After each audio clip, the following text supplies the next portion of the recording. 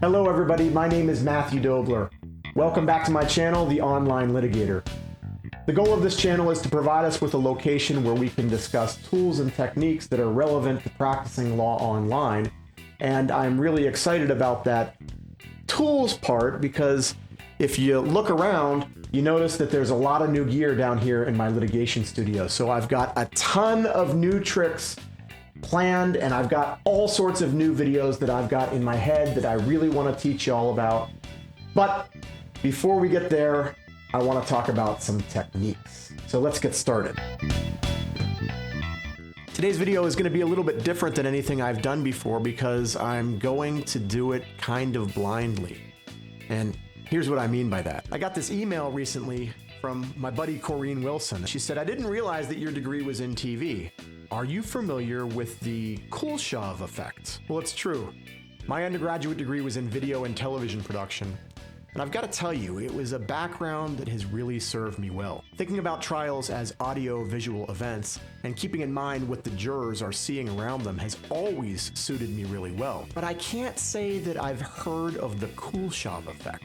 Now, it might be that I know the idea, but I don't know it by this name. But I'm gonna call out a couple of my friends from television school. So Christy and Jeff, have you ever heard of the Kuleshov Effect? And I'm also gonna call out Jay Lippman and ask him if he knows of the Kuleshov Effect. Now, before I move away from Jay Lippman, I wanna stop very quickly and make one specific online litigation point. I've recently become acquainted with the power of a video editing program called DaVinci Resolve. What's magic about DaVinci Resolve is that it is 100% free. You can download it right now. There's a paid version, but I've only been using the free version and it is amazingly powerful. I'm saying this because if you're practicing law online, it's pretty likely that at some point you or somebody acting on your behalf will have to cut some video or create some sort of a project that's a little bit more complicated than what you can do with an entry-level video editing software such as iMovie. But if you know about DaVinci Resolve, then there is nothing you can't do. And that's important because if you are working with DaVinci Resolve and you need to learn how to do it, you need to watch Jay Lippman's videos. This guy has so many great tutorials on YouTube. Everything I know about DaVinci Resolve, I know from watching Jay Lippman's videos. He answers comments when you ask him questions. He's a true gift to the internet. So, Jeff, Jay, Christy, Kuleshov Effect. Ever heard of it? One of my friends works in the television industry as an editor and sent me some information on it. I was picking his brain on the artistic aspect of remote advocacy. If you're not familiar, here's some info on it. I thought I'd pass it along to you because you share my excitement for remote advocacy, and I think it would make a killer topic for a YouTube channel. Well, you can see why I am in the position I am right now making this YouTube video. If Corrine Wilson thinks it's going to be a great YouTube video, that's all I need to hear. So, without further ado, let's watch the video. All right, so I've got my headphones on. I'm all ready to go here. Let's take a look. Now, the third way is what one might I love call Hitchcock. pure cinematics, the assembly of film, and how it can be changed to create a different idea. Now we have a close-up. Let me show what he sees.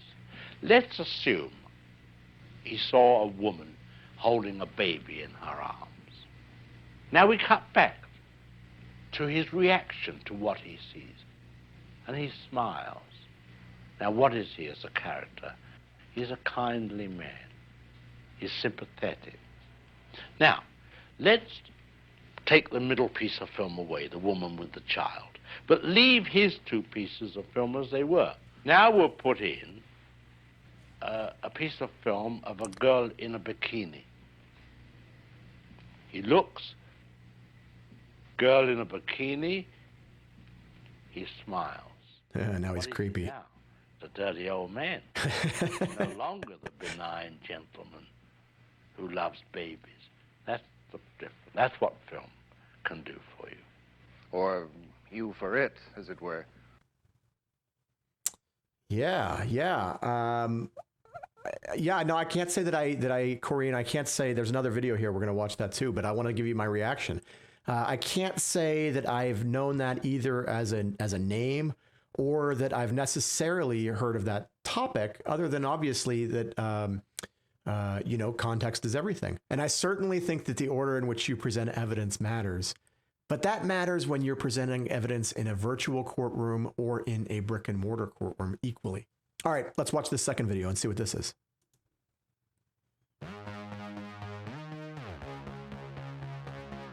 Well, I don't think that second video was what I was supposed to see.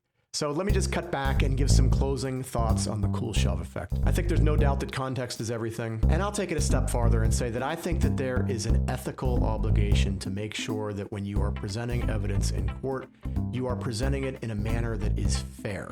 It's easy to manipulate perception with these tools. Crop this picture here, turn the volume up there, brighten this image there. Without forging anything or falsifying anything, it's easy to be manipulative about the way things are being presented. There's a fine line between advocating on behalf of your client and presenting the evidence literally in the light most favorable to your client and making things look like something that they're not. I wrote an article for Trial Magazine a few years back called Behind the Lens, where I explored a few of these techniques, although it was more limited to photographic work rather than video work. But I'll include a link to that down into the description of this video if you're interested. And thanks, Corinne, for the idea for the topic. This was a lot of fun. How about the rest of you? Where is the line when it comes to the Kuleshov effect between advocacy and unethical behavior? Jeff, Christy, Jay, any of you have anything that you think attorneys should be considering as we wrestle with these issues? Anybody else have anything they want to say at all? I'd love to hear about it in the comments. Until next time,